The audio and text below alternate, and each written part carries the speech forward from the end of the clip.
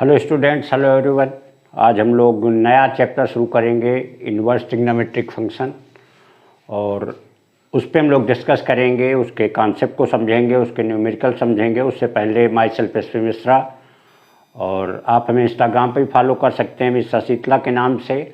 और जो नए फ्रेंड्स, नए स्टूडेंट्स इस वीडियो को देख रहे हैं वो इसे लाइक भी कर दें, सब्सक्राइब कर दें, और कमेंट बॉक्स में कमेंट भी करें कि ये कैसा रहा वीडियो, कितनी चीज़ें समझ में आई।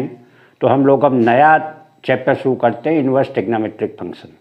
इन्वर्स ट्रिग्नोमेट्रिक फंक्शन शुरू करने से पहले एक चीज़ देखी जाए कि अगर कोई भी हमारा फंक्शन अगर y equal to f x है,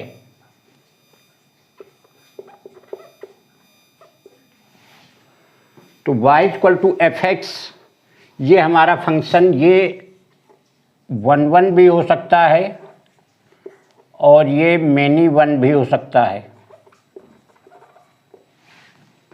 लेकिन अगर इन्वर्स की बात किया जाए एफ इन्वर्स एक्स,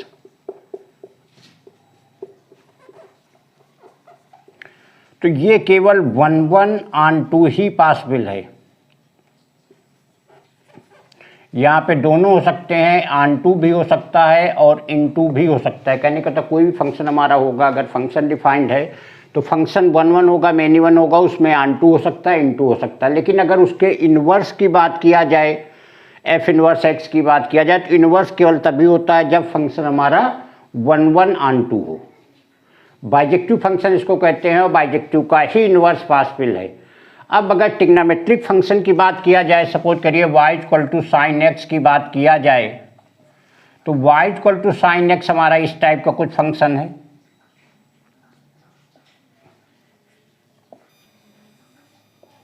इस टाइप का फंक्शन है, क्योंकि ये हम देखते हैं ये पाई हो गया, ये 2 पाई हो गया, ये माइनस पाई हो गया, ये -2 पाई हो गया। कहने का मतलब ये हमारा मैनी 1 फंक्शन है।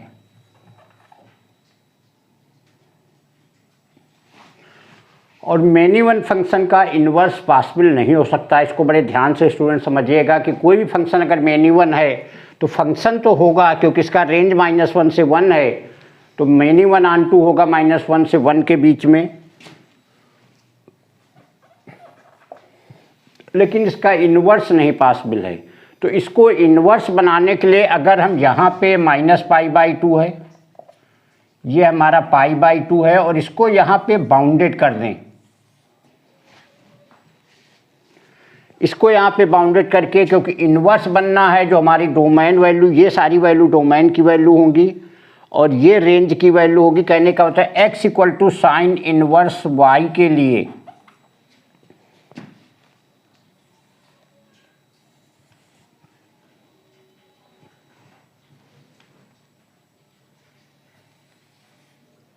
ये हमारा -π/2 हो जाएगा,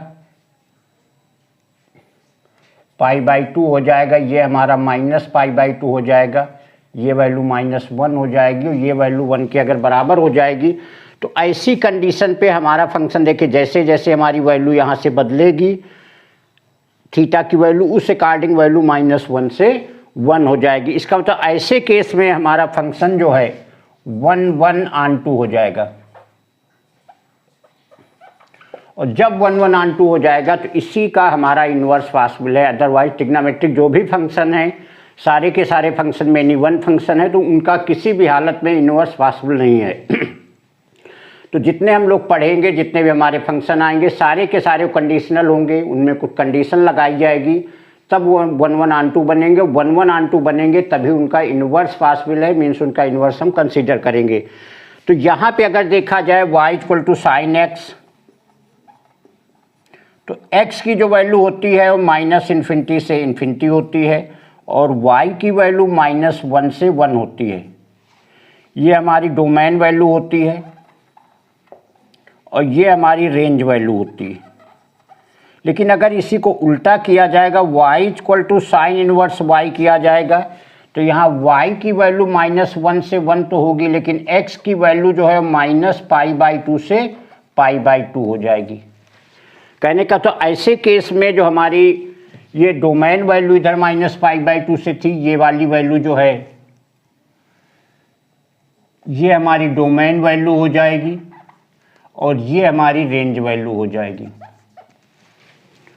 तो यहाँ पे मैटर एकदम बदल जाएगा, मैटर चेंज करेंगे, मैटर हमारा कंडीशनल आ जाएगा कि y की वैल्यू -1 से तो -1 रहेगी, लेकिन x की जो वैल्यू है वो हमारी केवल -π/2 से π/2 हो जाएगी। तो जो यहाँ x की वैल्यू डोमेन थी यहाँ x की वैल्यू रेंज हो जाएगी, और जो यहाँ पे रेंज था यहाँ पे डोमेन हो जाएगा। और इस कंडीशनल में हमारा जो फंक्शन है साइन का ये हमारा 1/2 हो जाएगा, और ऐसे केस में इसका इन्वर्स जो है वो पॉसिबल है।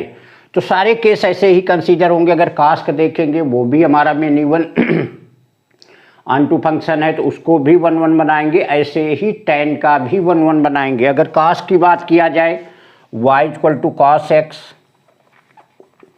तो x की वैल्यू फिर से वही आ जाएगी -∞ से ∞, और y की वैल्यू आ जाएगी -1 से 1। लेकिन इसका उल्टा जब इन्वर्स करेंगे y = cos इन्वर्स y, तो y की वैल्यू -1 से 1 रहेगी, लेकिन x की वैल्यू यहाँ 0 से π हो जाएगी।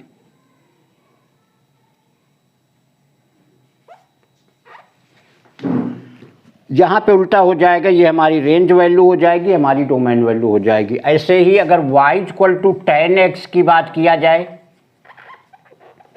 तो x की वैल्यू -∞ से ∞, और y भी हमारी -∞ से ∞, लेकिन x = tan इनवर्स अगर y हो जाएगा तो y की वैल्यू तो -∞ से ∞ रहेगी, लेकिन x की वैल्यू फिर से -π/2 से π/2 और ओपन इंटरवल में होगी। यहाँ ध्यान देना होगा, साइन वाले में क्लोज इंटरवल में है, यहाँ पे ओपन इंटरवल में, क्योंकि इसमें इनफाइनाइट वैल्यू हो जा रही।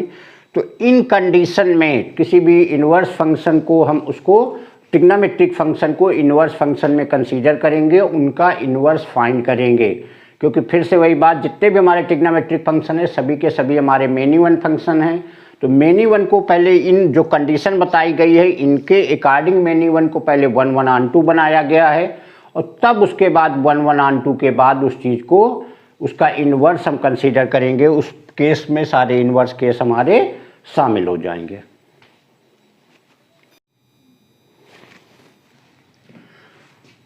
तो अभी हम लोग बात कर रहे थे साइन कास टैन की बात किया, ऐसे ही 3 हमारे और फंक्शन है। अगर कॉसेक एक्स की बात करेंगे यहाँ पे -∞ से ∞, वाई आर जो है पूरा रियल नंबर होगा लेकिन -1 से नहीं होगा।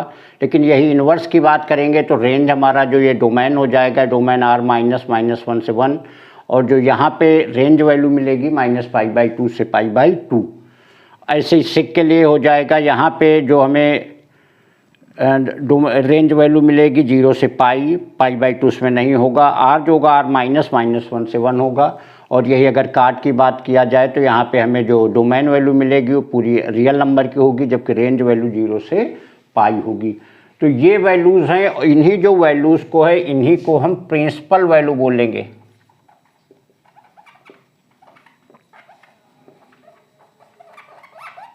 प्रिंसिपल वैल्यू का मतलब है जितने 6 ट्रिग्नोमेट्रिक फंक्शन हम लोगों ने पढ़े, जैसे पहले साइन की बात किया जाए तो साइन में x की वैल्यू -∞ से ∞, लेकिन जब उसका इन्वर्स किया तो -∞ से ∞ जो वैल्यू थी उसको हमने बाउंडेड कर लिया -π/2 से π/2 में। ऐसे ही कास को बाउंडेड किया 0 से π में। तो ये जो बाउंडेड वैल्यू आ रही है इस वैल्यू को हम प्रिंसिपल वैल्यू बोलेंगे, और इन्वर्स में केवल यही वैल्यू कंसीडर होंगी। अगर वैल्यू उससे बढ़ के दी जा रही है तो पहले उसको हम प्रिंसिपल वैल्यू में ले आएंगे और तब उसके बाद उसको हम कंसीडर करेंगे, अदरवाइज वैल्यू कंसीडर नहीं होगी, क्योंकि वहाँ पे मेनी वन फंक्शन है और मेनी वन फंक्शन का जो ट्रिग्नोमेट्रिक वैल्यू पॉसिबल नहीं है। अब यहाँ पे है कि अगर मान लीजिए साइन इनवर्स -½ की प्रिंसिपल वैल्यू पूछी जाए तो प्रिंसिपल वैल्यू के लिए इसको हम क्या करेंगे, सपोज करिए हमने x ले लिया तो साइन x = -½ हो जाएगा, और -½ की लोवेस्ट वैल्यू लेते, -½ का मतलब ना फर्स्ट में हो सकता ना सेकंड में हो सकता, थर्ड में जाएगा, और थर्ड में जाएगा, थर्ड का मतलब क्या हुआ कि 180 को क्रॉस करेगा। तो इसको हम क्या लिख सकते हैं, साइन पाई प्लस π/6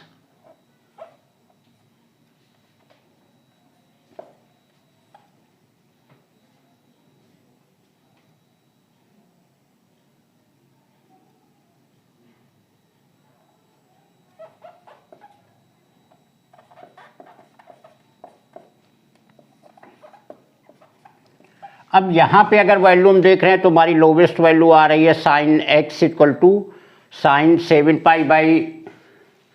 7π/6 आ रही, लेकिन जो हमारी रेंज की वैल्यू इन्वर्स में होती है वो हमारी वैल्यू होती है -π/2 से π/2। तो यहाँ पे इसका मतलब ये वैल्यू निगेटिव होगी, लेकिन ये वैल्यू हमारी जो है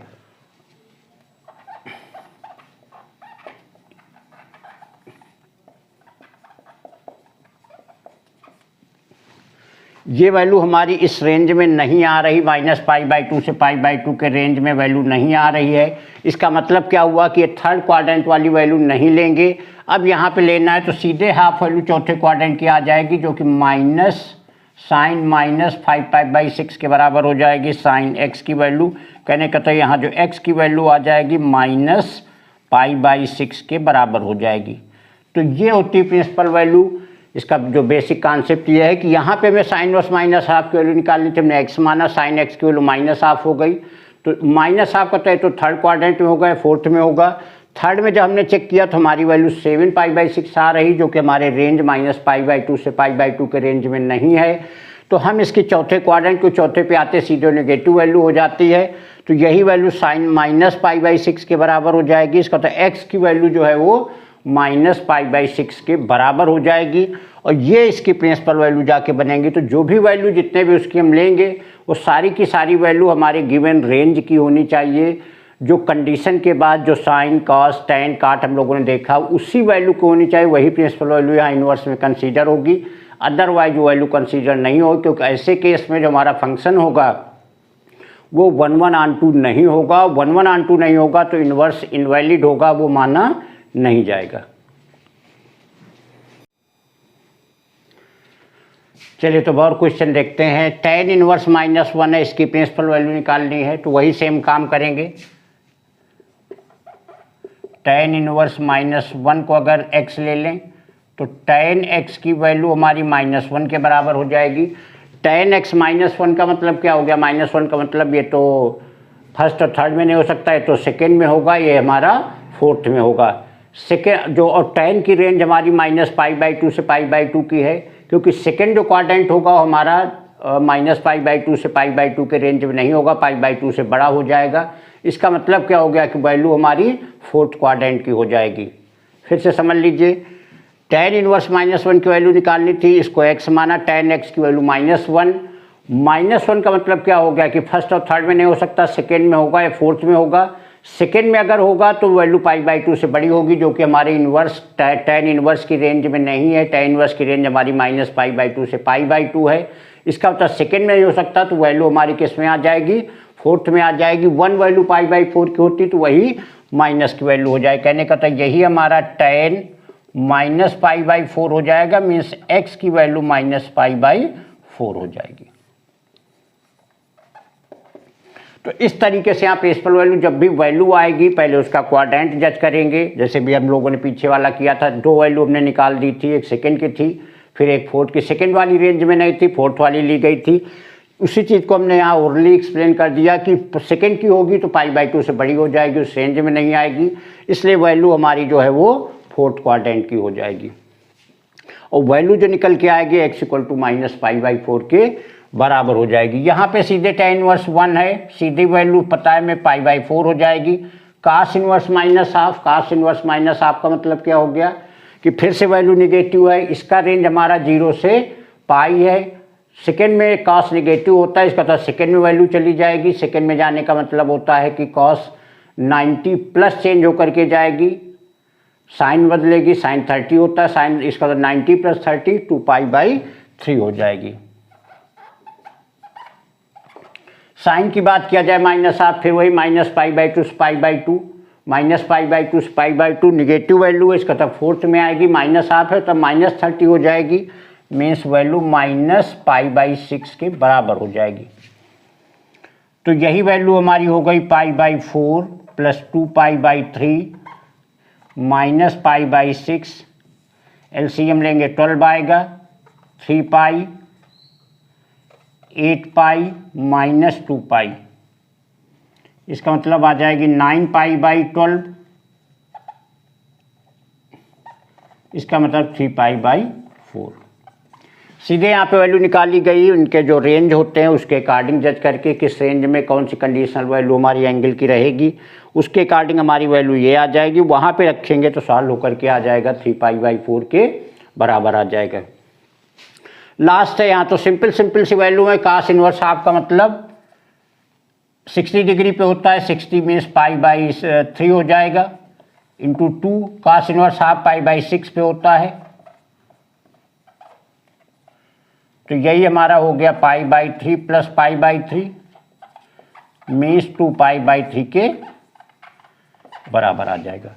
तो इस तरीके से यहाँ पे ये वैल्यू प्रिंसिपल वैल्यू डिसाइड होंगी। जब भी डिसाइड होगी सबसे पहले हम उसके जो रेंज होता है, जो वैल्यू हमारी होती है जिस रेंज में हमारा डिफाइंड होगा, पहले वो रेंज देखेंगे किस इंटरवल में है। इंटरवल के बाद क्वाड्रेंट पे जाएंगे। क्वाड्रेंट में ये देखेंगे कि कौन सा क्वाड्रेंट, जनरली 2 क्वाड्रेंट हमको मिलेंगे, 2 क्वाड्रेंट में देखेंगे कौन सी वैल्यू हमारी उस गिवन रेंज में आएगी जिसमें हमारा टिग्नामेट्रिक जो इन्वर्स बनेगा, इन्वर्स की जो रेंज दी गई है उस रेंज पे वैल्यू देखेंगे और वहाँ से हमारी प्रिंसिपल वैल्यू डिसाइड होकर के आएगी कि कौन सी वैल्यू उसकी प्रॉपर वैल्यू, प्रिंसिपल वैल्यू उसकी जा कर के बनेगी। तो स्टूडेंट्स, जो भी आप लोग ये वीडियो देख करके देखिए किस तरीके से चैप्टर को एक्सप्लेन किया गया है। जो नए लोग हैं, नए लोग इसको वीडियो को पढ़ रहे हैं, वो लोग उसे लाइक सब्सक्राइब कर दीजिए। कमेंट बॉक्स में भी बताइए कि आपको ये वीडियो कैसा लगा इस चैप्टर का, और साथ में बेल आइकन भी प्रेस कर दीजिए जिससे नए नए जो भी वीडियो हैं, जो भी इन्फॉर्मेशन जिस सब्जेक्ट के, जिस टॉपिक के बने हुए वीडियो हैं वो आप लोगों को मिलते रहें, जो रेगुलर इंटरवल पे बनते जा रहे हैं। और साथ में आप लोग इससे नॉलेज और जो भी चीज़ें आती हैं वो आप लोगों तक पहुँचती रहें।